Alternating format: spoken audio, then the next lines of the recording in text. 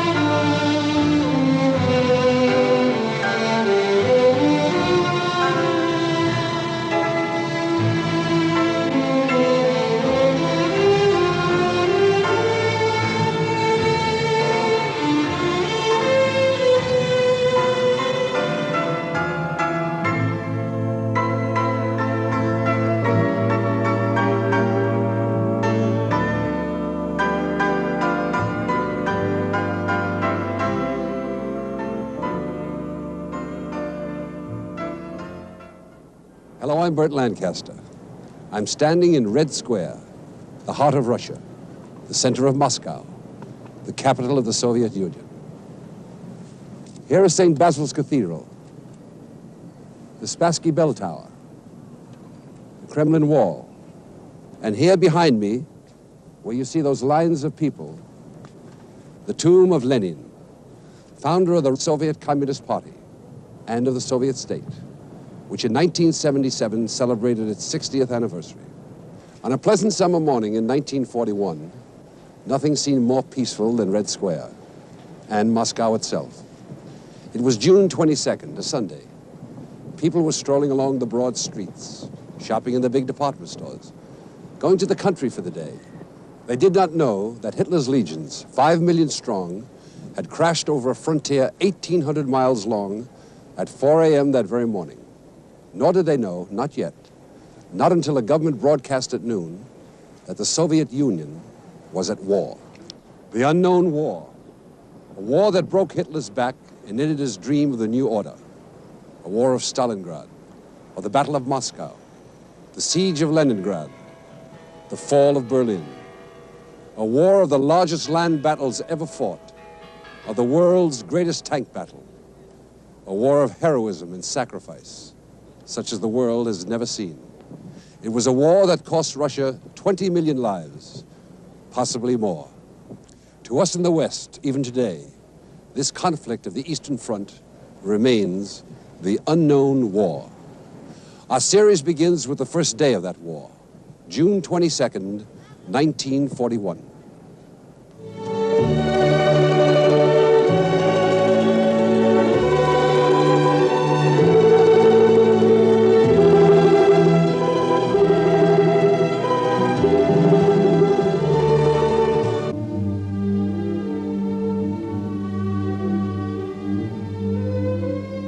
Sunday, June 22nd, 1941, the longest day of the year. The last moments of peace.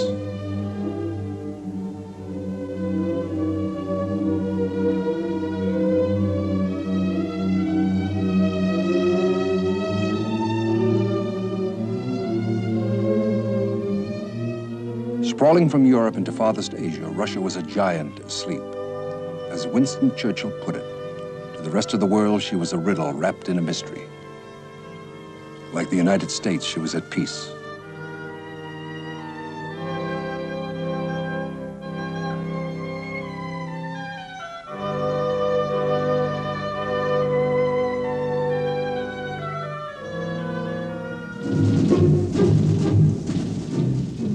Through the mist before the dawn, the German army moved into assault positions.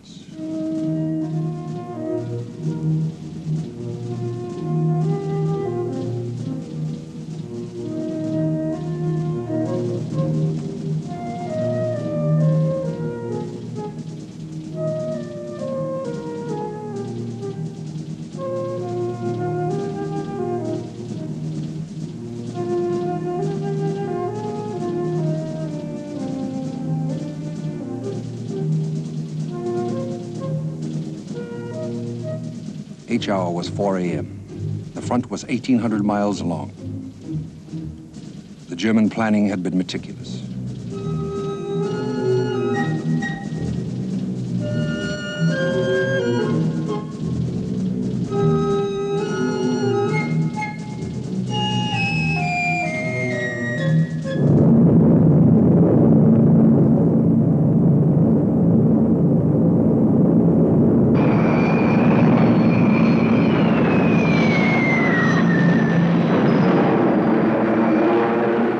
Nearly 5,000 planes, 6,000 guns, the greatest mass of artillery the world had ever seen.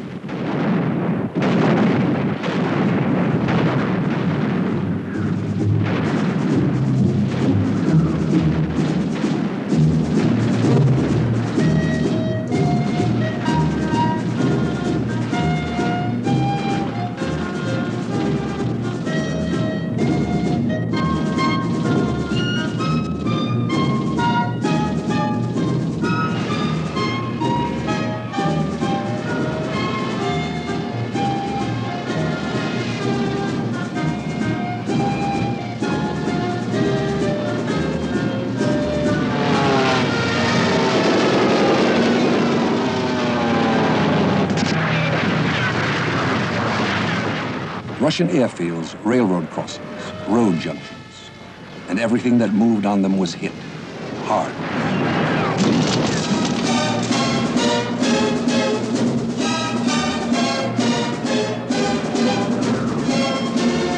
The Soviet forces were stunned.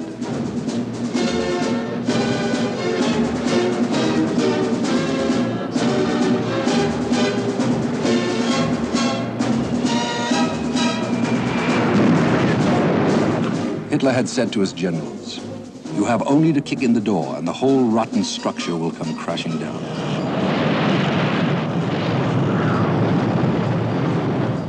Hitler had not thought it necessary to declare war on the Soviet Union until after the attack had begun. It was to be a familiar pattern, the blitzkrieg, and its ferocity was appalling. At the end of the first day, many Soviet border troops had been decimated, and 1,200 planes had been destroyed. The border garrisons bore the brunt.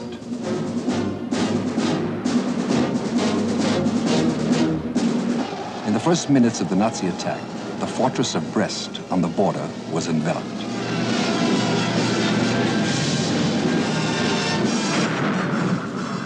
The Germans had brought up siege guns to reduce it.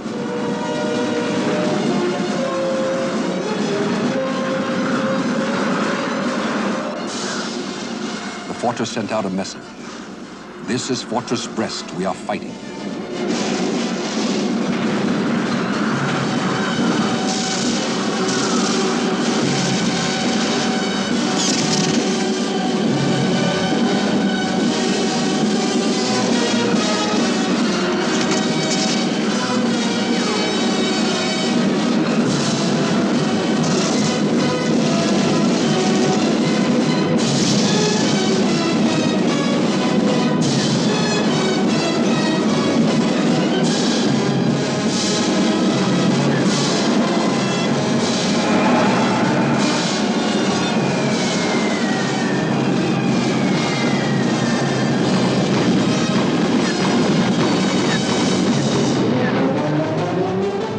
Sought what safety they could.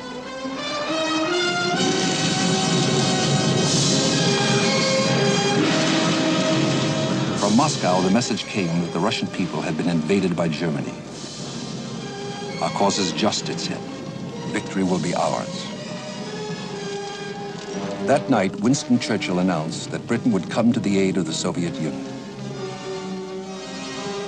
"Russian danger is our danger," he said, "and the danger of the United States." America was still neutral, but partisan, and President Roosevelt promised aid to the Soviets. Russia had not faced such a mortal threat since the time of Napoleon, or since the Mongol hordes of Genghis Khan poured in 500 years before.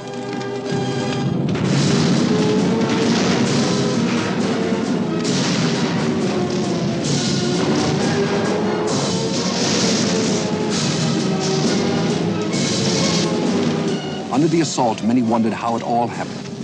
The Soviet intelligence system had revealed exactly what the Germans would do, and American and British intelligence had confirmed it. But Stalin, convinced that the West wanted to push Germany into war with the Soviet Union, remained silent. He avoided anything that might be seized on as a provocation. It was a very complex question for everybody. Against all the evidence, the Soviets had hoped for just one more year of peace.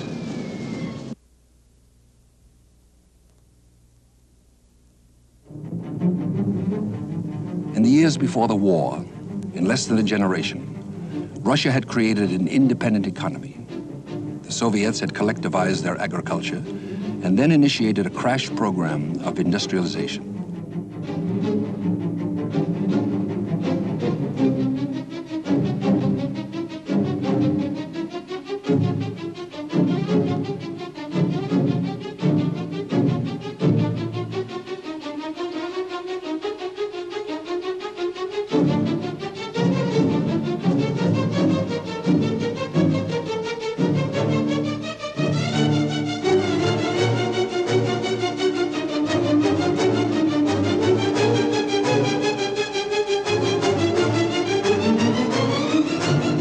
Workers learned as they labored, hungry for new skills, for mastery of technology. Factories had to have priority over creature comforts.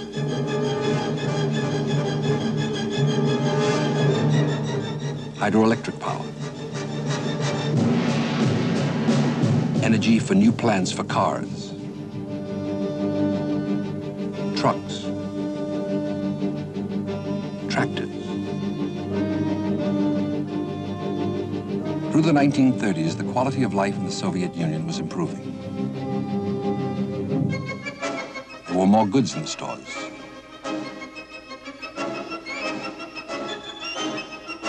There was no luxury, but the people were well clothed. They seemed content.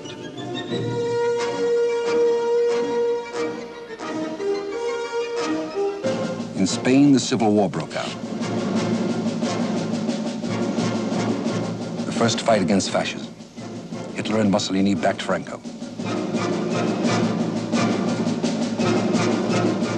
The Soviet Union supported the Republicans, and many Soviet citizens volunteered to go.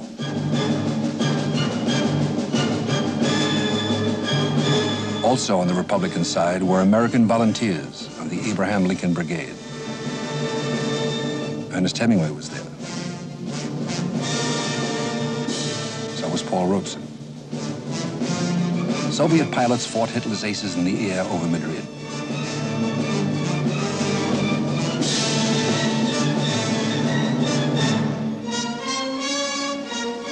The Germans of the Condor Legion had already brought modern warfare to the civilians of Barcelona and Madrid.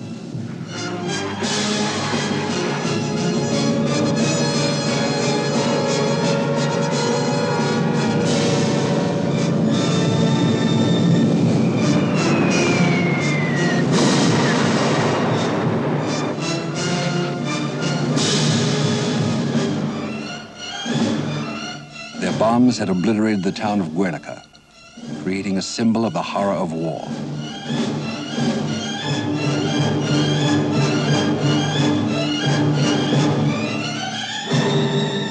Picasso memorialized it with a masterpiece.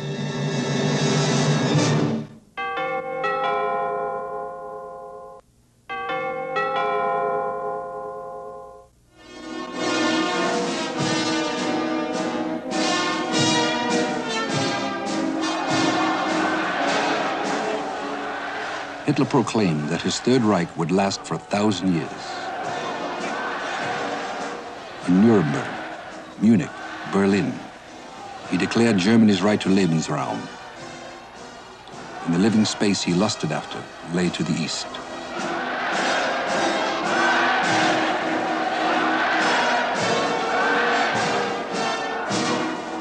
Ideas that counted as own, Hitler set out to obliterate. The works of Tolstoy and Whitman, of Hemingway and Darwin, of Voltaire and Heine fed the bonfires. All culture but Hitler's was to be expunged. Today we own Germany. Tomorrow, the world. In uns selbst allein liegt die Zukunft des deutschen Volkes. In 1933, the United States and the Soviet Union signed a treaty establishing diplomatic relations. They hoped for peace. Hitler was on a course towards war. Speaking today of our lands and territories in Europe, he said, we look first and foremost towards Russia. Deutschland nicht geschenkt erhielten, sondern selbst nicht schaffen mussten.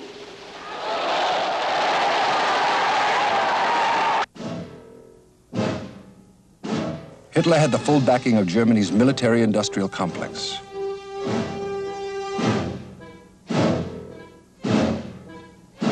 What was good for Adolf Hitler and the Nazi Party was good for Alfred Krupp, the armaments tycoon.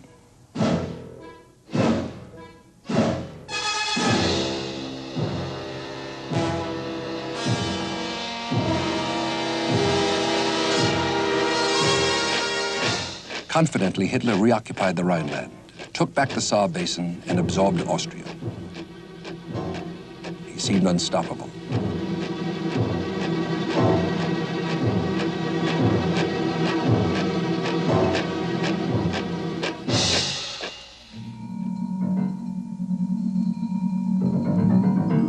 Then, at Munich, bowing to Hitler's promise of peace, Chamberlain and Daladier, the premiers of England and France, forced Czechoslovakia to relinquish the Sudetenland. Chamberlain said, in spite of the harshness and restlessness I thought I saw in Hitler's face, I got the impression that he was a man who could be relied upon when he gave his word. For Hitler, Munich was another victory. Others called it appeasement. In London, Chamberlain said it meant peace in our time. When the Nazis entered Czechoslovakia, Poland became the last country separating Nazi troops from the Soviet border. England had already signed a pact with Poland, and France was interested in one. On August 12, 1939, the Soviets proposed a defensive pact with Britain, France, Poland, and other Eastern European states. As part of it, Russia sought permission to move troops through Poland if necessary. By August 15th, the Nazis seemed set to attack Poland. The British and French had sent junior officials to Moscow.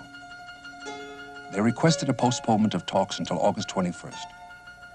Poland steadfastly refused to allow Soviet troops to pass through. Stalin became convinced that the Western powers hoped to turn the Nazis to the east. On August 21st, Minister of Defense, Voroshilov, asked Britain and France their intentions about a mutual alliance in view of Poland's attitude.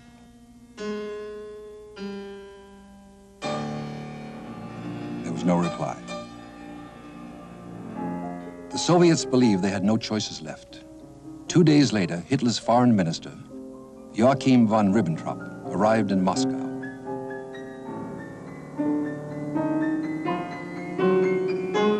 On August 23, 1939, the Molotov-Ribbentrop Non-Aggression Pact was signed.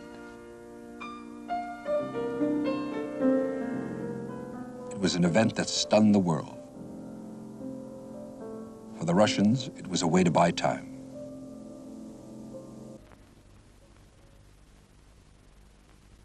Упорное нежелание руководителей западных держав сотрудничать с Советским Союзом не позволило предотвратить Вторую мировую войну, имело трагические последствия и прежде всего для Польши.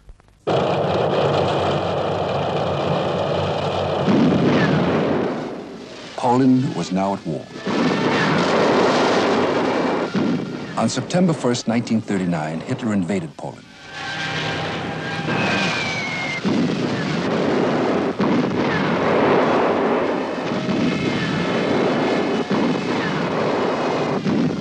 On September 17th, the Red Army crossed the Polish border, reclaiming territories seized by Poland 18 years before.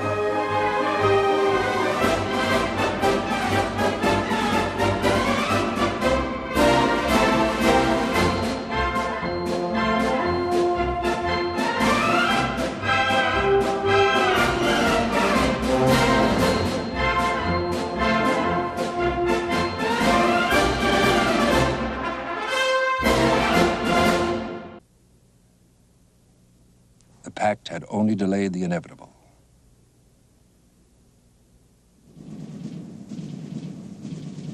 For Hitler and his henchmen, the inevitable was only a matter of planning. The Soviet Union was to be invaded. They called it Barbarossa, after a German emperor of unusual ferocity.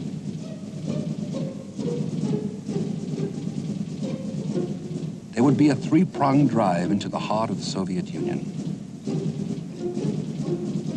The target to the north was Leningrad. In the center, it was Moscow. And in the south, Kiev and the whole of the Ukraine. The Soviet Union was to be totally destroyed and the land occupied up to a line drawn from Archangel to Astrakhan.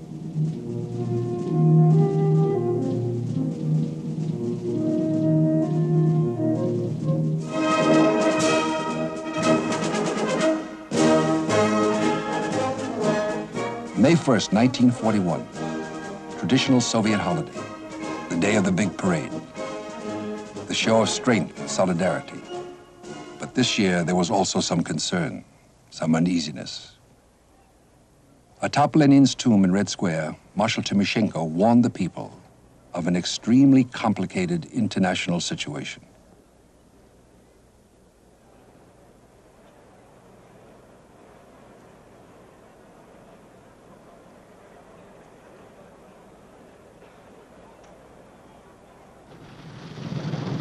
Tremendous efforts were being made to rearm the Red Army with modern weapons, including new tanks. But these efforts had just begun, and the capabilities of their armaments remained in doubt. In 1940, the Soviet Union and Finland came into military conflict over border disputes. The Germans watched the difficulties the Soviet army experienced with great interest. Was it a reliable indicator of Soviet strength?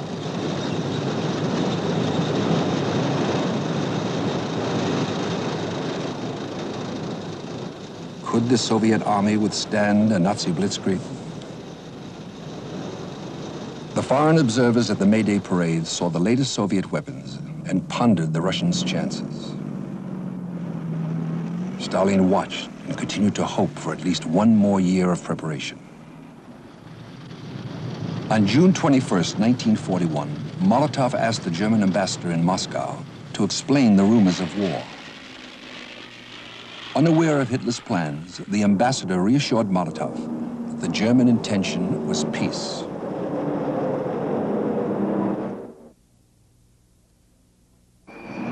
June 22, 1941, one day later.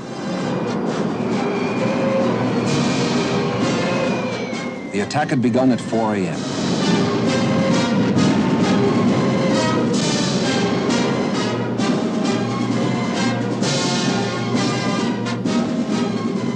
On a front stretching from the Arctic Circle to the Black Sea, over 1,800 miles, Hitler loosed his legions.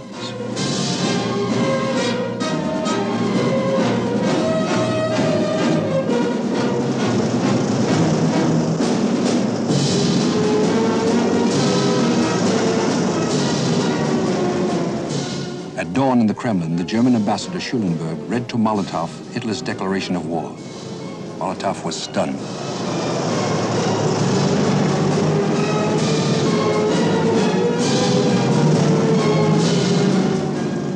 The strike had the weight of 190 divisions, 5 million men, 47,000 guns and mortars, 4,300 tanks, almost 5,000 warplanes.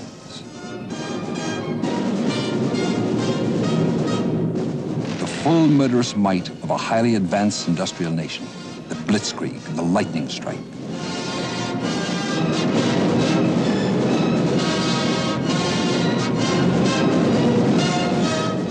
Hitler's principal ideologist, Alfred Rosenberg, had already worked out his plan for the East. After the victory, all of European Russia would be settled by Germans and become part of the Third Reich. The people already there, the Russians, millions of them, would be killed or removed.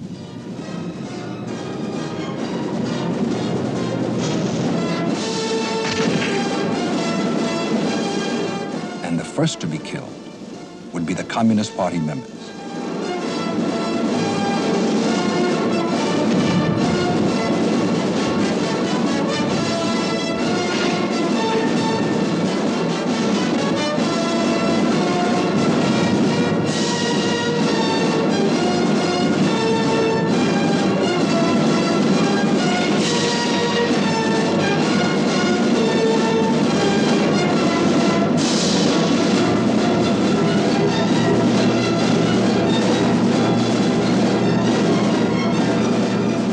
German High Command ordered its advancing troops to punish opposition by executing 50 to 100 Russians for every German killed by a partisan.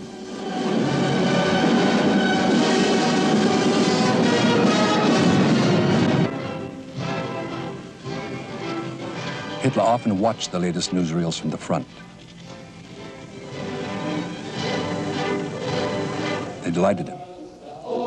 His surprise attack had worked beyond all expectation. The Soviet cities fell: Grodno, Minsk, Bobruisk, Gomel, Mogilev, Kaunas, Vilnius, Ostrov, Pskov. The annihilation in Poland, Belgium, Holland, and France was being repeated, only on a grander scale. Churchill had said that Hitler's plan was undoubtedly Poland in 39, France in 40, Russia in 41, England in 42, and maybe America in 1943.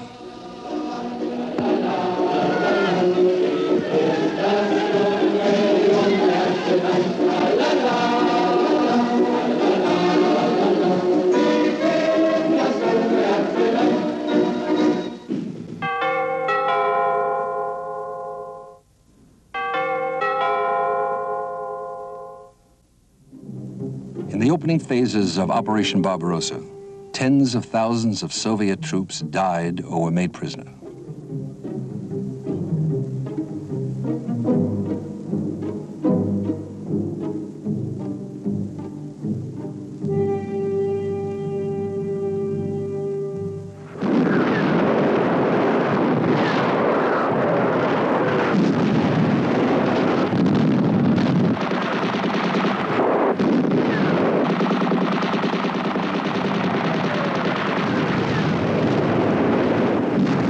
George Marshall told President Roosevelt that Russia would fall in less than 3 months. British Field Marshal Wavell said only 6 weeks. Hitler declared that the Soviet Union was already crushed.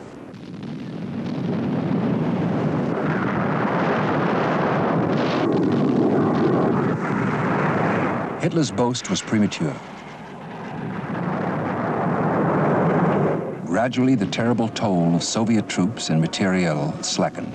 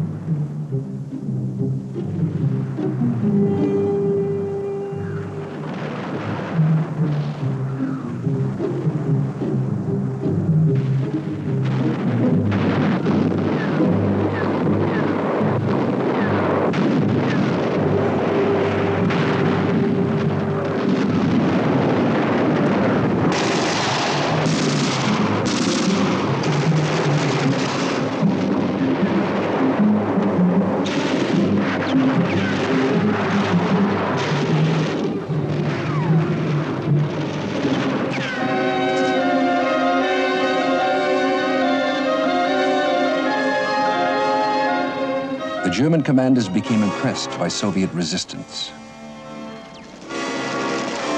General Gunther Blumentritt said, "Even when encircled, the Russians stand their ground and fight."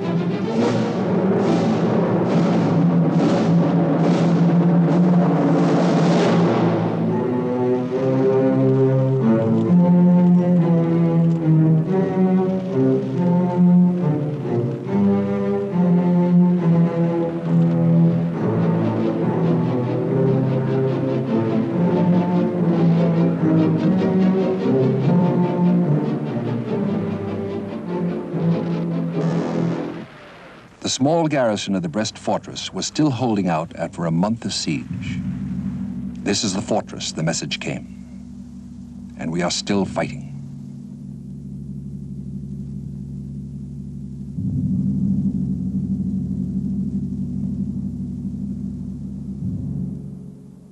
I'm standing at the battle-scarred walls of the fortress of Brest, on the western border of the USSR. At dawn on June 22nd, 1941, the Nazis began their savage drive eastward across the Russian frontier. Brest was the first target to be hit. It was a surprise attack, not unlike the one launched by the Japanese on Pearl Harbor. The Germans attacked the fortress with bombs and artillery. They blasted it with flamethrowers. The assaults were unrelenting, but the garrison would not surrender. For more than 4 weeks, 4,000 Russian soldiers defended the fortress against 17,500 Nazi troops. As the bulk of the German forces continued their push eastward, the fortress was now an island, surrounded by a sea of Germans. Most of the Brest garrison perished in this uneven battle. Only a handful managed to fight their way through more than 400 miles of Nazi-occupied territory to rejoin the Red Army troops at the front lines. The Russian people call the heroes of Brest the immortal garrison.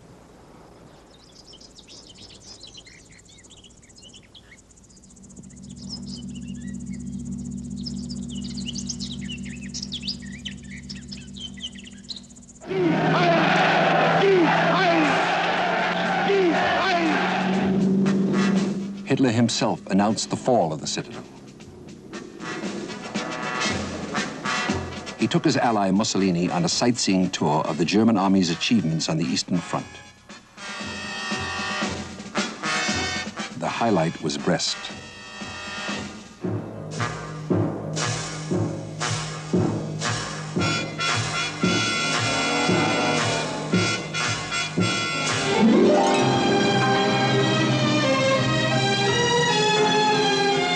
There was defiance still on its walls, incised with bayonets.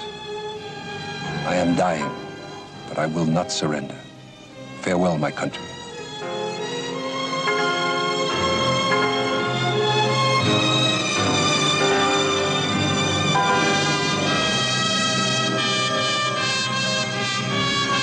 At the time, the West knew almost nothing of the scale of the sacrifice the Soviet Union was being forced to make, or the source of the Russian strength.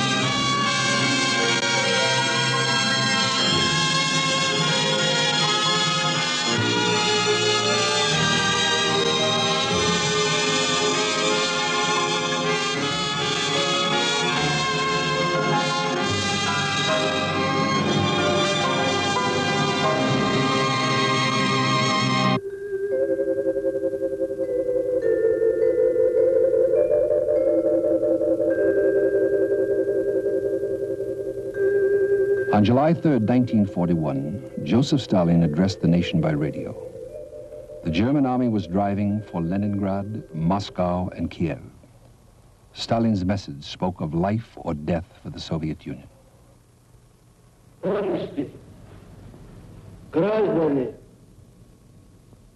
братья и сестры, бойцы нашей армии и... Comrades, citizens, brothers and sisters, I am speaking to you, my friends. The vicious military attack by Nazi Germany against our country that began on June 22nd continues. Despite the heroic resistance of the Red Army, a serious danger hangs over our country. Несмотря на героическое сопротивление Красной Армии, над нашей Родиной нависла серьезная опасность.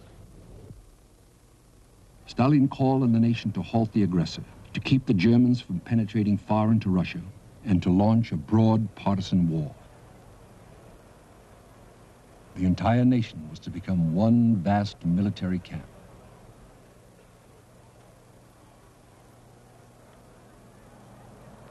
Stalin became head of the State Defense Committee.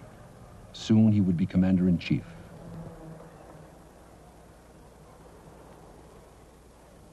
And the Russians gave the war their own name. It became the Great Patriotic War.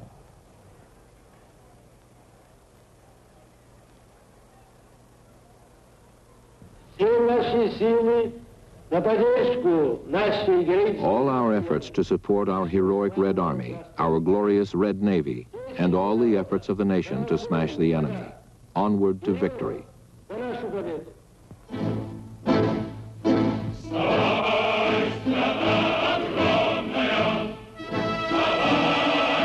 The war produced his first great song, The Sacred War.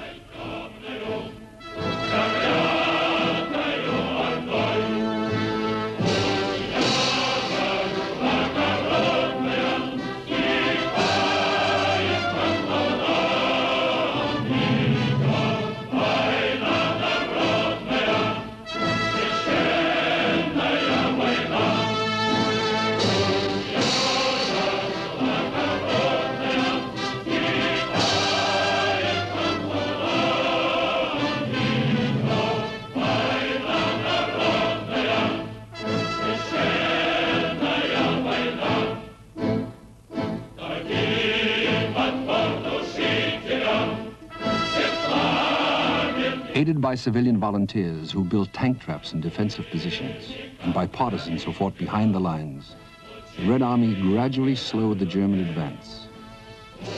What they were forced to give up, they destroyed.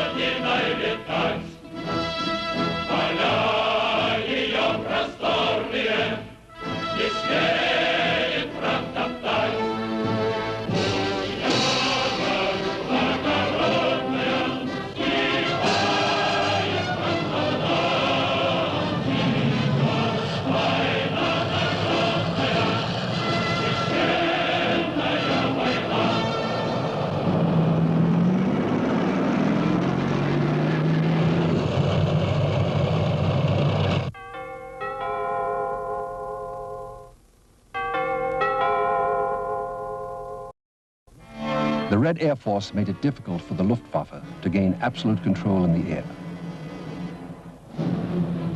On the ground, the Soviet infantry contested every yard.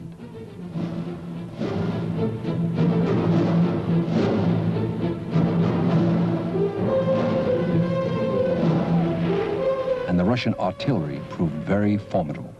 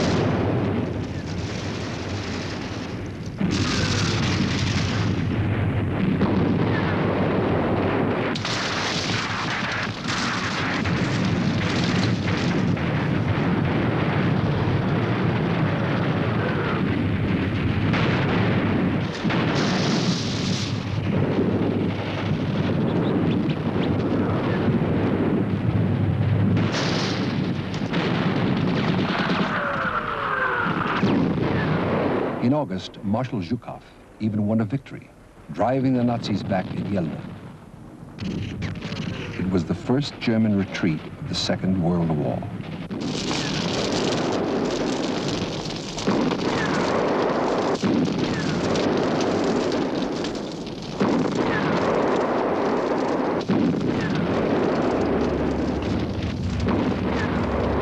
By now, the Wehrmacht had lost half the tanks with which it had entered Russia, 1,300 aircraft, and over 500,000 men.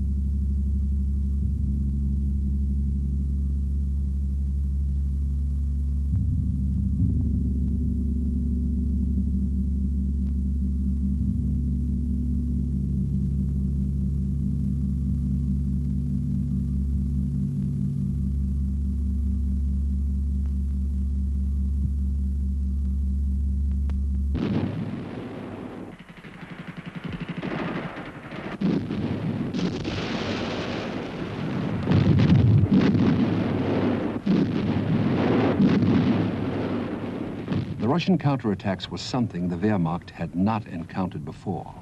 Also, the Germans had not foreseen the problems of supplying their spearheads after the speed of their initial advance had carried them far across the plains of Russia.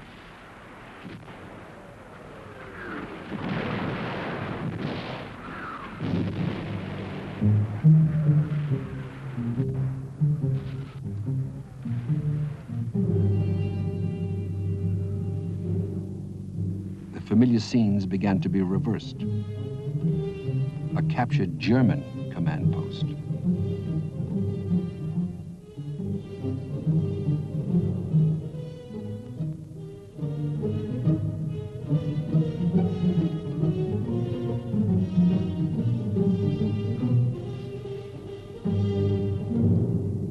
The first German prisoners were numbed. Their Führer had promised them a quick and easy victory. But this was the first taste of defeat.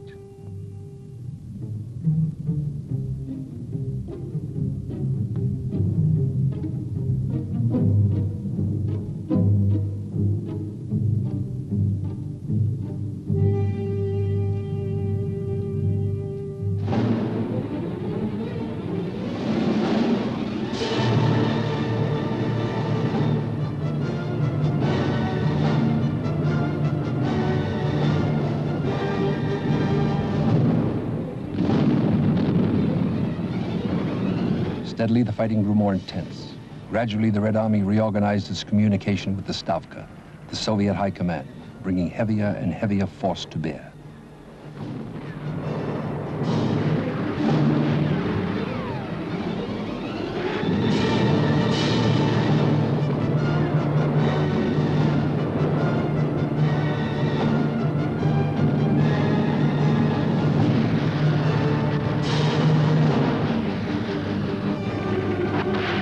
Terrifying crescendo of Katyusha. The multi-barreled rocket launcher was heard for the first time, a Soviet secret weapon.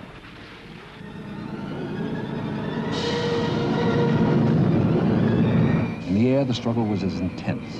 The Soviet Air Force had lost heavily during the first hours of Barbarossa. Now, it gradually deployed its latest bombers and fighters.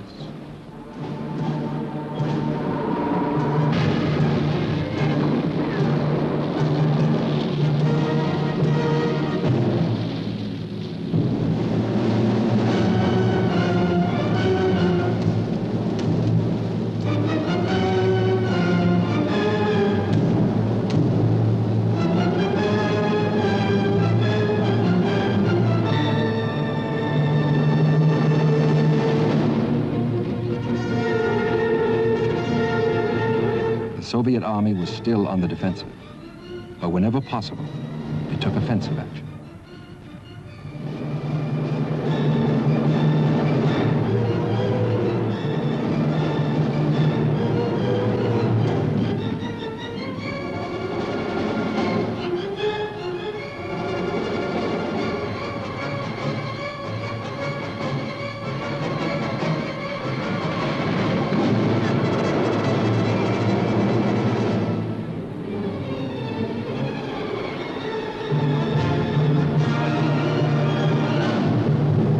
No one in Russia sought to minimize the danger.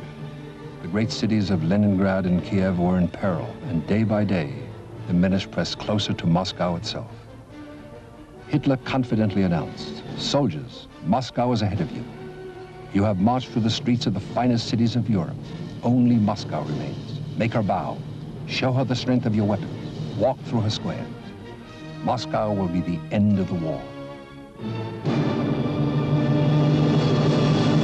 They cheered before they died.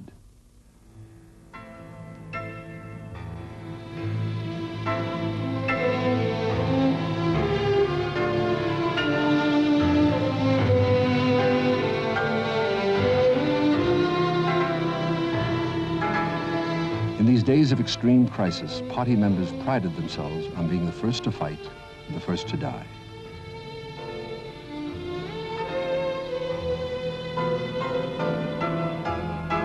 Blood-stained party cards honored the claim.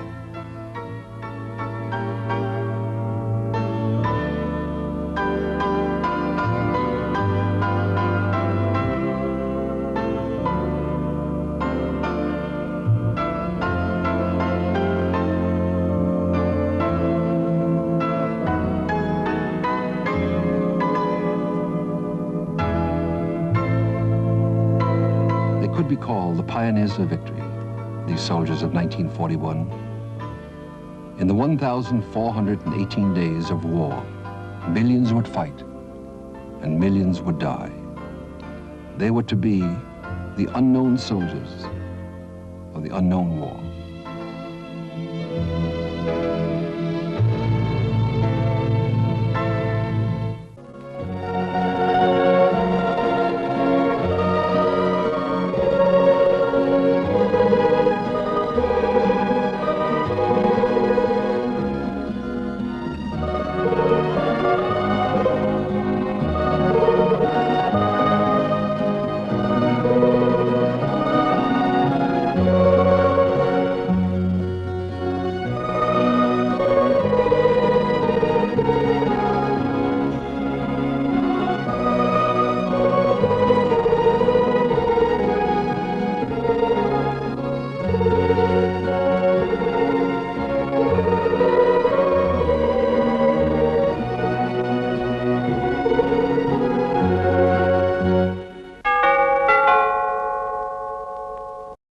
Our next story, the battle for Moscow.